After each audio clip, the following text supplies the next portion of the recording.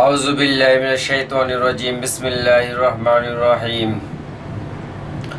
جزا الله أن محمد ما هو أهله اللهم علمنا مراشد أمورنا وعزنا من شرور أنفسنا ومن سيئات أعمالنا اللهم علمنا مراشد أمورنا وعزنا من شرور أنفسنا ومن سيئات أعمالنا أستغفر الله الذي لا إله إلا هو الحي القيوم وأتوب إليه ولا حول ولا قوة إلا بالله العلي العظيم اللهم اهدنا واهد بنا واهد الناس جميعا واجعلنا سببا لمن اهتدى اللهم انصر من نصر دين محمد صلى الله عليه وسلم واجعل منهم اللهم ارزقنا شهادة في سبيلك وموتا بلاد حبيبك আজকে 31 তারিখ মার্চ মাস 2025 সাল এবং পবিত্র ঈদ উল ফিতর। সারা ওয়ার্ল্ডের ভিতরে যত মুসলমান নরনারী আছে সবার প্রতি আমার সালাম, আসসালামু আলাইকুম রহমতুল্লাহি ওয়া বারাকাতুহু। এবং অন্যান্য ধর্মাবলম্বী যারা আছেন সবার প্রতি আমার আন্তরিক প্রীতি, শুভেচ্ছা এবং ভালোবাসা রইল। আল্লাহ সুবহানাহু ওয়া তাআলার অশেষ মেহেরবানি যে আল্লাহ তাআলা আমাকে আজকের দিন বাঁচিয়ে রাখছেন, এর জন্য আল্লাহ তাআলার কাছে আমি শুকরিয়া আদায় করি, আলহামদুলিল্লাহ। গতকালকে রাত্রে অনেকের মৃত্যু হয়েছে, অনেকে অসুস্থ হয়েছে, অনেকে দুর্ঘটনায় কবলিত হয়ে তার হাত পা কেটে ফেলতে হয়েছে, অনেকে বিভিন্নভাবে আঘাতপ্রাপ্ত হয়ে তাকে মৃত্যুবরণ করতে হয়েছে। বিভিন্ন রকমের কষ্টের সিচুয়েশন গতকালকে রাত্রে অনেকে পার করতে হয়েছে, কিন্তু আল্লাহ সুবহানাহু ওয়া তাআলা আমাকে আল্লাহ তাআলার মেহেরবানি এবং দয়ার সাগর, মায়ার সাগর, মহব্বতের সাগর, সেই মহান সৃষ্টিকর্তা আমাকে ভালো রাখছেন এবং যাদেরকে ভালো রাখছেন সবাই আমরা শুকরিয়া আদায় করব, আলহামদুলিল্লাহ। আজকে আমার কথা বলার উদ্দেশ্য হলো, আজকে অনেকেই সে দ্বিধাগ্রস্ত, অনেকেই হতাশার ভিতরে নিমজ্জিত, অনেকেই এই কথা বলে যে আমি ধার্মিক, আমি পরহেজগার, আমি মুত্তাকি, আমি আল্লাহওয়ালা এবং আল্লাহর হুকুমকে আমি পুরাপুরি পালন করি, তারপর আমার জীবনে কেন দুঃখ, কষ্ট, যন্ত্রণা, বেদনা? আমি তো কোনো আল্লাহ তাআলার সাথে নাফরমানি করি নাই, আল্লাহ রসুলের সাথে কোনো কটূক্তি করি নাই, আল্লাহ রসুলের যে আদর্শ থেকে আমি বিচ্যুতি ঘটি নাই, তারপরেও আমার জীবনে এত দুঃখ কষ্ট কেন? এটার সলিউশন হইতেছে আল্লাহ তাআলা যে বান্দাকে যত বেশি ভালোবাসেন, আল্লাহ তাআলা তাকে তত বেশি থেকে বেশি বিপদ আপদ, দুঃখ কষ্ট, যন্ত্রণা দিয়ে আল্লাহ সুবহানাহু ওয়া তাআলা তাকে পরীক্ষা করবেন, যাতে করে সে ঈমানের উপর অবিচল থাকে কিনা। আদি পিতা আদম আলাইহিস সালাম থেকে নিয়ে লাস্ট নবী মুহাম্মদ সাল্লাল্লাহু আলাইহি সাল্লামকে আল্লাহ তাআলা এখানে যতগুলা নবী রাসূল 1,24,000 নবী রাসূলের আগমন ঘটছে, প্রত্যেকের জীবনী, প্রত্যেকের লাইফস্টাইল, প্রত্যেকের জন্মে ভূমিষ্ঠ হওয়ার পর থেকে তাদের অফাত পর্যন্ত জীবনী কাটলে দেখা যায় যে সবাই কষ্ট ক্লাসে জর্জরিত ছিল। প্রত্যেকটা নবী রাসূল তারা বিভিন্নভাবে তাদেরকে কষ্ট দিয়েছে, তাদেরকে ক্ষুধার যন্ত্রণায় কষ্ট দেওয়া হয়েছে, অথবা কাউকে দিয়ে হেনস্থার মাধ্যমে কষ্ট দেওয়া হয়েছে, অথবা তাদের উপর মিথ্যা অপবাদ দিয়ে তাদেরকে কষ্ট দেওয়া হয়েছে, অথবা তাদেরকে শরীর চড়ানো হয়েছে, বিভিন্নভাবে তাদেরকে কষ্ট দেওয়া হয়েছে। ঈসা আলাইহিস সালামের জীবনী, ফার্স্ট টু লাস্ট জীবনীটাই শুধু কষ্ট। ঈসা আলাইহিস সালাম মাঝে মাঝে বলতেন যে একটা পাখিরও একটা বাসা আছে, কিন্তু আমার একটা ঘর নাই। ঈসা আলাইহিস সালামের দুনিয়ার জমিনে কোনো ঘর ছিল না, তিনি বেশিরভাগ বন জঙ্গলে ঘুরে ঘুরে ঈসা আলাইহিস সালাম মানুষকে আল্লাহ তাআলার দিকে দাওয়াত দিতেন এবং আল্লাহ তাআলা তাকে অলৌকিক ক্ষমতার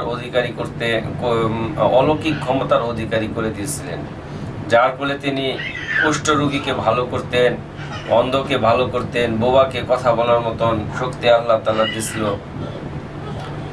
এবং কি তিনি মৃত মানুষকে তিনি জীবিত করতেন। তো এক সময় ওই জামানার যারা এই ইহুদি ছিল তারা বলছিল যে আপনি যদি আল্লাহ তাআলার সত্যিকার প্রেরিত দূত হয়ে থাকেন, প্রেরিত নবী হয়ে থাকেন, তাহলে নূহ আলাইহিস সালামের ছেলে যে আছে তাকে আপনারা জীবিত করে দেখান। তো ঈসা আলাইহিস সালাম ওই কবরের নিকট গেল আর বলল যে কুম বিজনিল্লাহ, আল্লাহর হুকুমে তুমি উঠে যাও। তো নূহ আলাইহিস সালামের সন্তান ওইটা আল্লাহর হুকুমে এসে কবর থেকে জীবিত বের হয়ে আসছে। আবার আল্লাহর হুকুমেই তিনি যখন বলছেন তিনি আবার কবরে চলে গেছেন। তারপরেও তারা বিশ্বাস করে নাই, তারপরেও বলছে তিনি একটা জাদুঘর। মূসা আলাইহিস সালামকে কষ্ট দেওয়া হয়েছে। এক সময় ফেরাউন বলল, হে মূসা, তুমি যদি সত্যই নবী হয়ে থাকো তাহলে তুমি এমন কিছু মুজিজা দেখাও যে মুজিজার মাধ্যমে আমি তোমার আল্লাহ তাআলাকে স্বীকার করব। তো 70,000 জাদুঘর আসলো আর সমস্ত জাদুঘরদেরকে বলল যে তোমরা তোমাদের সাপকে তোমরা ছাড়ো। তো যখন 70,000 জাদুঘর তারা মূসা আলাইহিস সালামের সামনে যখন সাপকে ছাড়া হইল আর সাপ যখন কিলবিল করতেছিল, সাপ যখন কি করে কয় লাড়াচাড়া করতেছিল, তখন আল্লাহ তাআলা মূসা আলাইহিস সালামকে বলল, হে মূসা, তোমার হাতে যে মানে লাঠি আছে সেই লাঠিটা তুমি কি করো, নিক্ষেপ করো।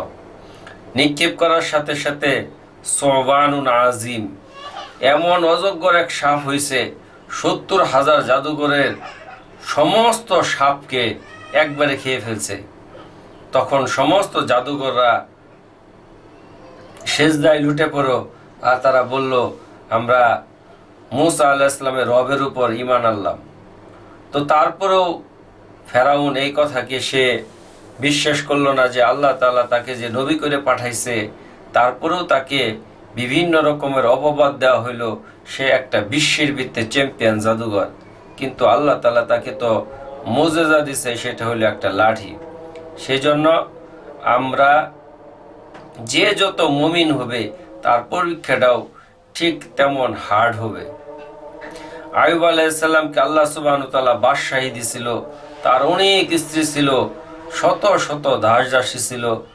কিন্তু যখন তিনি আল্লাহ তাআলা প্রেমে আবদ্ধ হইলেন, আল্লাহ তাআলার হুকুমের প্রতি যখন তিনি মানুষকে সত্য দিনের প্রচার এবং প্রসার ঘটাইতে লাগলেন, তখন তাকে মানুষ বলতে লাগলো, আইয়ুবকে আল্লাহ তাআলা যে বা তাকে যে বাদশাহী দেওয়া হয়েছে, বাদশাহীর কারণে সে আজকে এইগুলা করতেছে।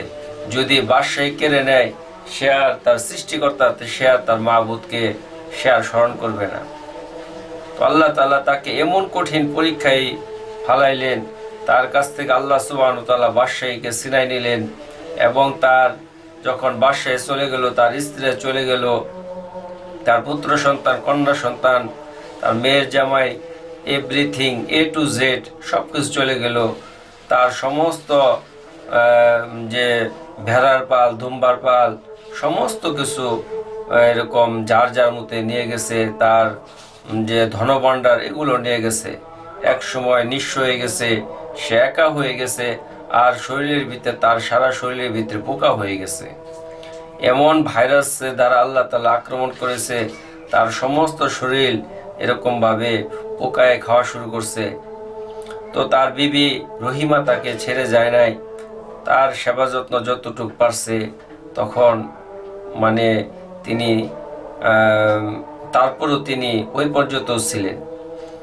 যখন আল্লাহ সুবহানাহু ওয়া তাআলা তার মানে শরীরের ঘাটা এরকম হয়ে গেল, আস্তে আস্তে মুখ পর্যন্ত চলে গেল, তখন তিনি বললেন, আল্লাহ, আমাকে তুমি ওই পরিমাণ তুমি রাখো যে পরিমাণ জিহ্বার দ্বারা আমি তোমাকে স্মরণ করতে পারি, আমি তোমাকে ডাকতে পারি, তুমি আমাকে ওইটুক সেভ করো। তো আল্লাহ সুবহানাহু ওয়া তাআলার পরীক্ষায় তিনি উত্তীর্ণ হইলেন। উত্তীর্ণ হওয়ার পরে আল্লাহ সুবহানাহু ওয়া তাআলা তার বাদশাহী ফিরাই দিলেন। আর যখন বাদশাহী ফিরাই দিল, তখন তার স্ত্রী, পুত্র, কন্যা এবং কন্যাদের হাজবেন্ড থেকে নিয়ে সবাই তারা আবার ফিরে আসলো। তো আল্লাহ তাআলা আইয়ুব আলাইহিস সালামের এত বড় একটা পরীক্ষা করছেন, যেটা সাধারণ ব্যক্তি, সাধারণ মানুষ এটা কখনোই তারা সহ্য করতে পারবে না। জাকারিয়া আলাইহিস সালামকে আল্লাহ সুবহানাহু ওয়া তাআলা করাদের মাধ্যমে আল্লাহ সুবহানাহু ওয়া তাআলা তাকে চিরাইছেন, করার দ্বারা দুই খণ্ডিত করে ফেলাইছেন। তারপরেও যখন তিনি উফ শব্দ করছেন, তখন বলছে আল্লাহর পক্ষ থেকে, হে জাকারিয়া, তুমি যদি আরেকবার উফ শব্দ করো, তোমার নবুওতের দপ্তর থেকে তোমার নাম কেটে দেওয়া হবে। তারপরে তিনি আর উফ শব্দ করে নাই, তাকে দুই খণ্ডিত করা হয়েছে। জাকারিয়া আলাইহিস সালাম থেকে নিয়ে ইয়ারমিয়া আলাইহিস সালাম থেকে নিয়ে ঈসা আলাইহিস সালাম পর্যন্ত 50,000 নবী রাসূলকে ইহুদিরা নৃশংসতভাবে হত্যাকাণ্ড ঘটাইছে। তারপরেও তারা আল্লাহ তাআলার সত্য দিনের কথা মানুষের সামনে প্রচার এবং প্রসার করার জন্য তারা ভুলে নাই। তারা জীবন দিয়ে গেছে, তারপরেও তারা সত্য দিনকে মানুষের সামনে প্রচার করছেন। সেই জন্য আমাদের ঈমান হইতে হবে। আল্লাহ তাআলা বলছেন, তুমি কেমন ঈমানদার হবা, তোমার ঈমানের ক্যাটাগরিটা কি থাকবে, তুমি কি ধরনের ঈমানদার হবা, এটা আল্লাহ তাআলা বলে দিছেন যে তুমি ঈমানদার হও কামায়ার জুকুত্তর, পাখির মতন ঈমান তোমার থাকতে হবে। পাখি যেমন জানে না যে সকালবেলা ঘর থেকে বের হয়ে যায়, রাত্রিবেলা তার বাসাটা থাকবে কিনা এবং সে দিনে পেট ভরে খাইতে পারবে কিনা, এই যে একটা তার ভিতরে বিশ্বাস, এই বিশ্বাসের উপর সে আল্লাহর উপরে তাওয়াক্কুল করে সে ঘর থেকে বের হয়ে যায়। তো আল্লাহ সুবহানাহু ওয়া তাআলা তাকে ভরা পেটে আবার ঘরে নিয়ে আসে। সেই জন্য আল্লাহ তাআলা বলছেন যে তুমি ঈমানদার হও। কেমন ঈমানদার হও? কামায়ার জুকুত্তার, পাখির মতন ঈমানদার হও। তোমার সামনে ডাইনে পিছনে, সামনে পিছনে কেউ যদি না থাকে, স্বয়ং আমি আল্লাহর সাথে তোমার যদি সম্পর্ক থাকে, আমি আল্লাহর সাথে যদি তোমার বন্ধুত্ব থাকে, আমি আল্লাহ তাআলা যদি তোমার সাথে থাকি, তাহলে আমি তোমাকে কিভাবে সেভ করব, এটা আমার জিম্মাদারি। আমি দেবদূতের মাধ্যমে সাহায্য করতে পারি, আমি মানুষের মাধ্যমে সাহায্য করতে পারি, অথবা অলৌকিক কোনো গায়বী শক্তির মাধ্যমে আমি তোমাকে সাহায্য করতে পারি, কিন্তু তোমার ঈমানটা একমাত্র আল্লাহ তাআলার উপর থাকতে হবে। এতে যদি তোমার ঈমানের ভিতরে জানরা পরিমাণ শিরিক থাকে আল্লাহ ব্যতীত অন্য কারো প্রতি, তাহলে আমি তোমাকে কখনোই সেভ করব না। এটা আল্লাহ তাআলার ওয়াদা। আল্লাহ তাআলা বলছেন, ইন্নাল্লাযীনা ক্বালু রাব্বুনাল্লাহ। গ্রামারের ভাষায় ইন্না হইতেছে হরফ শর্ত। যখন আল্লাহ সুবহানাহু ওয়া তাআলা কোনো কিছুকে গুরুত্ব বুঝাইতে চান, তখন আল্লাহ সুবহানাহু ওয়া তাআলা ওই জায়গাতে ইন্না ব্যবহার করেন। ইন্না, আন্না, লাকিন, লাল্লাহ, আল্লাহ, এগুলো হরফে শর্ত। তো আল্লাহ সুবহানাহু ওয়া তাআলা ওখানে ইন্না শব্দ ব্যবহার করছেন। ইন্নাল্লাযীনা ক্বালু রাব্বুনাল্লাহ, যারা বলে আমার প্রভু আল্লাহ, সুম্মাস্তাকামু, এবং তারা ওই কথার উপর তারা অটল থাকে, বিপদে অটল থাকে, এবং কি কষ্ট, বালা মুসিবত, বিভিন্ন রকমের মানসিক চাপ, পারিবারিক চাপ, এবং স্ত্রী সন্তান, পুত্র সন্তান, এদের দ্বারা চাপ, তারপরে ফসলাদি নষ্টের মাধ্যমে, তারপরে মানুষের ভয়ভীতি, মানুষ তাকে ভয় দেখাবে, এই সমস্ত চাপ আল্লাহ সুবহানাহু ওয়া তাআলা তাকে দিয়ে পরীক্ষা করাবেন, তার জানের ক্ষয়ক্ষতি করাবেন, তার শারীরিক অসুস্থতা, অঙ্গহানি, বিভিন্ন ধরনের পরীক্ষার যত উপকরণ আছে, এই সমস্ত উপকরণ আল্লাহ সুবহানাহু ওয়া তাআলা তার সামনে দিবেন। আর এই অবস্থার ভিতরে ইন্নাল্লাযীনা ক্বালু রাব্বুনাল্লাহ সুম্মাস্তাকামু, সে অটল থাকে। কিরকম অটল থাকে? বলে যে সে এই অবস্থার ভিতরে সে বলে, ইন্না লিল্লাহি ওয়া ইন্না ইলাইহি রাজিউন, নিশ্চয় আল্লাহর জন্য, আর আমাকে তো আল্লাহর দিকেই প্রত্যাবর্তন করতে হবে। এই কথার উপর যে যখন সে অটল থাকে, তো আল্লাহ তাআলা তখন তার ঈমানটাকে এমন পছন্দ করেন, যখন তার মৌতের সময় হয় তখন সে তার নিকট ফেরেশতা আসে, মৌতের ফেরেশতা এসে বলে, আল্লাহ তাখাফু, তুমি কোনো ভয় করিও না, ওয়ালা তাহজানু, তুমি কোনো চিন্তাও করিও না, ও আবশিরু বিল জান্নাতিল্লাতি কুনতুম তুআদুন, তুমি ওই জান্নাতের প্রতিশ্রুতি শুনো যে জান্নাত সম্পর্কে আল্লাহ সুবহানাহু ওয়া তাআলা তোমার সাথে ওয়াদা করছেন। সেই জন্য আমাদের ঈমানটা হইতে হবে সঠিক ঈমান, যে ঈমানের ভিতরে শিরকের লেশ মাত্রাও নাই। লোকমান হাকিম তার ছেলেকে বলতেছেন, আল্লাহ তাআলা কোরআনের ভিতরে বলছেন, লোকমান হাকিম নবীও হইতে পারে অথবা কোনো মানে কোনো বড় ধরনের কোনো লোক হইতে পারে, যার ফলে আল্লাহ তাআলা লোকমান হাকিমের নাম কোরআনের ভিতরে উল্লেখ করছেন। বলছে, ইয়া বুনাইয়া লা তুশরিক বিল্লাহ ইন্না শিরকা লা যুলমুন আযীম, এ বৎস, তুমি কখনো আল্লাহর সাথে শরীক করিও না, আল্লাহর সাথে অংশীদারিত্ব স্থাপন করিও না, কারণ আল্লাহর সাথে অংশীদারিত্ব স্থাপন করাটা এটা হইতেছে মস্ত বড় জুলুম। আর আল্লাহ তাআলা জুলুমকে পছন্দ করেন না। আল্লাহ তাআলার সাথে কাউকে শরীক করাটা এটা আল্লাহ তাআলা মোটেই পছন্দ করে না, কারণ আল্লাহ তাআলা কুন এবং ফায়াকুনের মাধ্যমে আল্লাহ তাআলা সব কিছু করেন। আল্লাহ তাআলা বলছেন কি, লাম ইয়ালিদ ওয়ালাম ইউলাদ, আমি কাউকে জন্ম দিয়ে নই, আমি কারোর কাছ থেকে জন্ম নিয়েও নেই।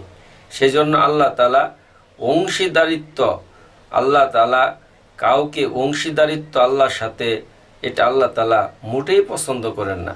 সেই জন্য আমাদের ঈমান হইতে হবে পাখির মতন, কামাইয়ার জুকুত্তয়ের, যে সমস্ত বিপদ আপদ, জ্বর তুফান, বালা মুসিবত, দুঃখ কষ্ট যন্ত্রণা বেদনা, মানসিক চাপ, মানুষের বিভিন্ন রকমের চাপ, বিভিন্ন রকমের পরিবারের পক্ষ থেকে চাপ, আশপাশের এবং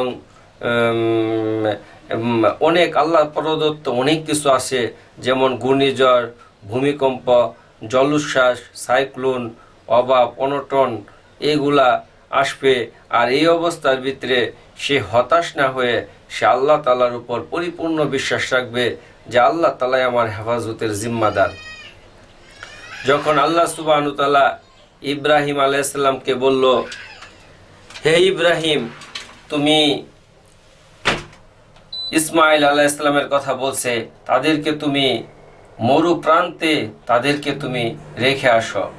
তো আল্লাহ সুবহানাহু ওয়া তাআলার হুকুমকে মানার জন্য তখন তিনি আরবের ওই মক্কা নগরীতে, যেখানে শুধু ধুধুময় এক বালুরাশি, সেখানে না আছে কোনো বসতি, না আছে কোনো গাছপালা, না আছে কোনো পানির ব্যবস্থা, এর ভিতরে তিনাকে রাইখে আসছিলেন তার বৃদ্ধ বয়সের ওই কলিজার টুকরা ইসমাইল আলাইহিস সালামকে। তো এটা আল্লাহ তাআলার পরীক্ষা ছিল। তো ইব্রাহিম আলাইহিস সালাম তিনি তাকে সেখানেই রাইখে আসলেন, যার ফলে আল্লাহ তাআলার পরীক্ষায় তিনি ইব্রাহিম আলাইহিস সালাম কি করলেন, উত্তীর্ণ হইলেন। ইব্রাহিম আলাইহিস সালামের দুই স্ত্রী, একজন ছিল মা হাজেরা আলাইহিস সালাম, আরেকজন ছিল মা সারা রাদিয়াল্লাহু তাআলা আনহু। তো সেখানে মক্কায় এক সভ্যতা গড়ে উঠলো, আর ফিলিস্তিনিতে আরেক সভ্যতা গড়ে উঠলো, যার সন্তানের নাম ছিল ইসহাক আলাইহিস সালাম।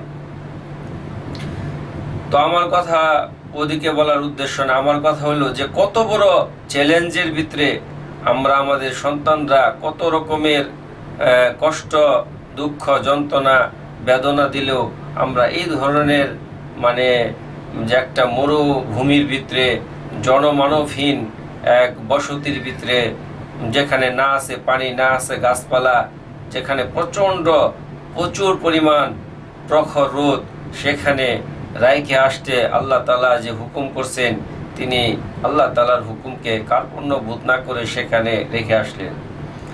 সেই জন্য আল্লাহ তাআলা আমাদেরকে বলছে, ওয়াজতাবাকুম, আমি তোমাদেরকে বাছাই করছি। কিসের জন্য? আখিরি নবীর উম্মত হিসাবে। তোমরা কি করবে? কুনতুম খায়রি উম্মতি উখরিজাত লিন-নাস, তোমরা শ্রেষ্ঠ উম্মত, মানুষকে সত্য দিনের কথা বলবে, আল্লাহর রুবুবিয়তের কথা বলবে, আল্লাহর বড়াইয়ের কথা বলবে, আল্লাহর ক্ষমতা সম্পর্কে বলবে। এটা জন্য তোমাদেরকে আমি শ্রেষ্ঠ উম্মত বলছি। আমরে বিল মারুফ নেহি আনিল মুনকার, মানুষকে সৎ কাজের দিকে আহ্বান করবা এবং অসৎ কাজের জন্য তোমরা নিষেধ করবা। তো আল্লাহ সুবহানাহু ওয়া তাআলা আমাদেরকে বিভিন্নভাবে বিভিন্ন রকমভাবে আল্লাহ সুবহানাহু ওয়া তাআলা আমাদেরকে পরীক্ষা করতেছেন। আমরা আল্লাহ তাআলার পরীক্ষাকে আমরা বুঝবো যেটা আল্লাহ তাআলার পক্ষে থেকে পরীক্ষা। আমরা হতাশ হব না। কারণ যদি একটা মানুষকে শয়তান হতাশার দিকে নিয়ে যেতে পারে, তাহলে শয়তান সাকসেস। কারণ হতাশা থেকে মানুষ বিভিন্ন ধরনের রোগে আক্রান্ত হয়। সে মানসিকভাবে ভারসাম্যহীনতা হয়ে যায়, সে যেদিকে তাকায় সে সেদিকে অন্ধকার দেখতে পাবে, আর বলবো আমি একজন ভালো মানুষ, আমি আল্লাহ তাআলার ইবাদত বন্দেগী করি, আল্লাহ তাআলার হুকুমের নাফরমানি করি না, আল্লাহ তাআলার কোনো অবাধ্য আমি হই না, তারপর আমার দুঃখ কষ্ট যন্ত্রণা বেদনা, এত অভাব অনটন লাঞ্ছনা বঞ্চনা কিসের জন্য? আল্লাহ তাআলা তাকে এইগুলা দিয়ে পরীক্ষা করাবেন, আর পরীক্ষার মাধ্যমে আল্লাহ তাআলা তার ইজ্জত এবং সম্মানকে বৃদ্ধি করবেন আখেরাতে। দুনিয়ার জীবনে তার সম্মান বৃদ্ধি করা না করা নিয়ে এটা নিয়ে কোনো আসেও না যায়ও না। কারণ দুনিয়ার সময়টা হইতেছে সাআতান, অল্প কিছু সময়। এখানে মানুষ অনেক বড় বড় মনীষীরা ছিল, অনেক বড় বড় রাজা বাদশা ছিল, মানুষ তাদেরকে আজকে ভুলে গেছে। আজকে আমি বা মারা যাই, হয়তো কয়েকদিন পরে মানুষ ভুলে যাবে। তারা ওই আমার স্ত্রী পুত্র কন্যা সন্তান, তারাও দেখা যাবে যে সর্বোচ্চ একদিন 2 দিন 3 দিন পরে তারা খাওয়া খাদ্য করবে, হাসি তামসা করবে, তারা তাদের যে স্বাভাবিক জীবনযাত্রার দিকে তারা ফিরে যাবে। এর জন্য তারাও কয়েকদিন পরে ভুলে যাবে। তাহলে আমার আসলে জীবনটা হইতেছে, আমার আসল জীবনটা হইতেছে আখেরাতের জীবন, আর আখেরাতের জীবনটাই হইতেছে আসল। আর আল্লাহ আমার যদি আখেরাতের জীবনের যদি আমি চিন্তা চেতনা করি, আখেরাতের জীবনের যদি আমি লক্ষ্যকে স্থির করি, তাহলে আমি আমার এখানে দুনিয়ার জীবনে ভালো কাজ করা, ভালো কৃতকর্ম করা আমার জন্য সহজ হবে। তারপরেও শয়তান আমাদের পেছনে লাগা আছে প্রতিটা মুহূর্তই, শয়তান আমাদেরকে ধোঁকা দিতেছে। একজন মানুষ সে মস্ত বড় জাননেওয়ালা, তার পিছনে ঠিক মস্ত বড় জাননেওয়ালা ইবলিশ লাগানো আছে, তাকে ক্ষতি করার জন্য চেষ্টা করতেছে। কারণ শয়তান আল্লাহ তাআলার সাথে ওয়াদা করছেন যে আমি তোমার একটা বান্দাকেও জান্নাতে যাইতে দিব না। শয়তান এদিকে বসে নাই, শয়তান তাকে বিভিন্নভাবে তাকে ধোঁকা দিতেছে। খারাপ সুরতে না পারলে নেক সুরতে ধোঁকা দিতেছে। ধোঁকা থেকে যাতে আমরা ধোঁকার ভিতরে পড়ে আল্লাহ তাআলাতে যে আমাদেরকে রব, এই জিনিসটাকে ভুলাই রাখাই হইতেছে শয়তানের মূল চাবিকাঠি। এবং শয়তানের মূল উদ্দেশ্যই হইল এটা যে তাকে রবের সাথে সম্পর্ক বিচ্ছিন্ন করে দেওয়া যায়। যখন একটা মানুষের রবের সাথে সম্পর্ক বিচ্ছিন্ন হয়ে যাবে, সে আল্লাহ প্রদত্ত কোনো সাহায্য পাবে না। এটা ইটালির যে রোম আছে, রোমের যে পোপ আছে, পোপরা এক সময় বলল যে বদরের যুদ্ধের ভিতরে 313 জন সাহাবী, অথচ তারা 3000 মুশরিক, কিন্তু তাদের কাছে অশ্বরোহী, রসদপত্র, আসবাবপত্র, এভরিথিং A to Z আছে। সব কিছু থাকা সত্ত্বেও তারা কিভাবে পরাজয় বরণ করলো? তখন ওই পপ বলতেছে যে দেখো, তাদের বিশ্বাস, তাদের কাছে হয়তো খাবার নাই, তাদের প্রতি রসদপত্র নাই, তাদের ঢাল তলোয়ার নাই, কিন্তু তারা যে রবের সাথে যখন তাদের সম্পর্ক, আর রবের সাথে যখন সম্পর্ক হয়, তখন তাদের কোনো কিছু না থাকলেও তাদের সাথে তোমরা পারবা না। সেই জন্য আমাদেরকে রবের সাথে সম্পর্ক তৈরি করা, আর রবের সাথে যাতে আমাদের সম্পর্ক না হয়, এই জন্য শয়তান সে প্রতি মুহূর্তই চেষ্টা করে যাচ্ছে যাতে আমাদের ইমানের ভিতরে তারা সন্দেহ ঢুকাই দিতে পারে, তাহলে তারা সাকসেস। আর কিছু লাগবে না, সেটা হলো ইমান বিল গায়েব। অদৃশ্য এক বস্তুকে, অদৃশ্য জিনিসকে না দেখার নাম, সেটা হলো ইমান বিল গায়েব। গায়েবের উপর বিশ্বাস করা। আল্লাহ তাআলাকে কি আমরা দেখছি? আমরা দেখি নাই। আল্লাহ তাআলাকে যেহেতু দেখি নাই, তারপরও আমাদের বিশ্বাসটা আল্লাহ তাআলার প্রতি দৃঢ় বিশ্বাস। এই বিশ্বাসের কারণেই বাংলাতেও একটা প্রবাদ বাক্য আছে, বিশ্বাসে বস্তু মিলে তর্কে বহুদূর। লালন সাইজ একটা গানের ভিতরে বলছে। তো যাই হোক, আমার কথা হলো যে আমি সবসময় এই বিশ্বাস রাখবো, আমি যে কোনো সিচুয়েশনে থাকি না কেন, যে কোনো অবস্থায় থাকি না, আমার জিম্মাদার আল্লাহ তাআলা। আল্লাহ তাআলা যদি চায় তাহলে আল্লাহ তাআলা আমাকে হেফাজত করবে, আর আল্লাহ যদি না চায়, দুনিয়ার সমস্ত শক্তি, দুনিয়ার সমস্ত টেকনোলজি, দুনিয়ার সমস্ত প্রযুক্তি থাকা সত্ত্বেও আমার ক্ষতি সাধন হবে, এতে সন্দেহ লেশ মাত্র নাই। আর আল্লাহ তাআলা যদি আমার পক্ষে থাকে, আল্লাহ তাআলা যদি আমার সাহায্য মদত থাকে, আর আল্লাহ তাআলার সাথে যদি আমার সুসম্পর্ক থাকে, তো আল্লাহ তাআলা গায়বীভাবে, অলৌকিকভাবে যে আমার জানের শত্রু, তাকে দিয়ে আল্লাহ তাআলা আমাকে হেফাজত করে দিতে পারেন। এবং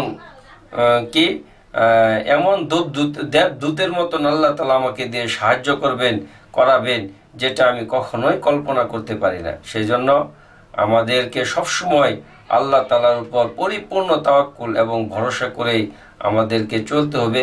আমরা যখন ঘর থেকে বের হব, আমরা দোয়া পড়ে বের হব, বিসমিল্লাহি তাওয়াক্কালতু আলাল্লাহ লা হাওলা ওয়ালা কুওয়াতা ইল্লা বিল্লাহ। তখন ফেরেশতারা সাথে সাথে বলে, হুদিতু ওয়া কুফিতু ওয়া উখিফতু, তোমাকে হেদায়েত দেওয়া হইলো, তোমাকে নিরাপত্তা দেওয়া হইলো, তোমার জন্য আল্লাহ তাআলা যথেষ্ট হয়ে গেল।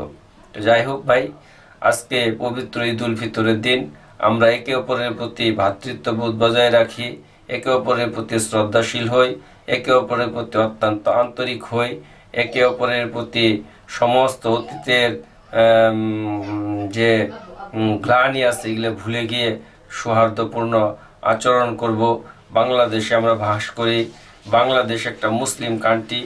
এখানে মুসলমানদের আচরণ দেখে অন্যান্য দেশের মানুষ যাতে করে বলে না তারা সাচ্চা মুসলমান। সেজন্য আমরা নিজেদেরকে চেষ্টা করব ওইভাবে নিজেকে গড়ার জন্য, এবং বাংলাদেশের সংবিধানকে আমরা মেনে চলব। আইনের প্রয়োগ বাংলাদেশে আছে, আমরা আইনকে হাতে তুলে নিব না। এবং যেহেতু দেশ একটা সংবিধানের ভিতরে চলে, যেই সরকারই আসুক না কেন, সব সময় আমরা সংবিধানকে মেনে চলার জন্য চেষ্টা করব। এই বলে আমি আমার কথাকে এখন শেষ করব। আল্লাহ তাআলা বাংলাদেশের সমস্ত মানুষ যারা আছে সবাইকে আল্লাহ সুবহানাহু ওয়া তাআলা হেদায়েত দান করুক, সমস্ত ওয়ার্ল্ডের সমস্ত জিন এবং ইনসানের হেদায়েতের ফয়সালা করুক। তো আমার কথার ভিতরে কোনো ভুল হলে, স্লিপ অফ টাং, কাইন্ডলি আমাকে ক্ষমার দৃষ্টিতে দেখবেন। আমার নাম মোহাম্মদ রুকনউদ্দিন, নান্দিনা পুরাতনপাড়া, জামালপুরের অধিবাসী। আমি বাংলাদেশে বাস করি। তো কোনো ভুল হলে অবশ্যই ক্ষমা দৃষ্টিতে দিবেন অথবা শুধরায় দিবেন। পারলে ভিডিওটাকে শেয়ার করে দিবেন। এখান থেকে যদি একটা কথাও কারো ভালো লাগে, হয়তো তার জীবনে পরিবর্তন আসতে পারে, সেই জন্য আমরা শেয়ার করে দেই। কারণ এটা প্রযুক্তির যুগ, প্রযুক্তির মাধ্যমে আজকে সারা বিশ্ব চলতেছে। আসসালামু আলাইকুম ওয়া রাহমাতুল্লাহি ওয়া বারাকাতুহু।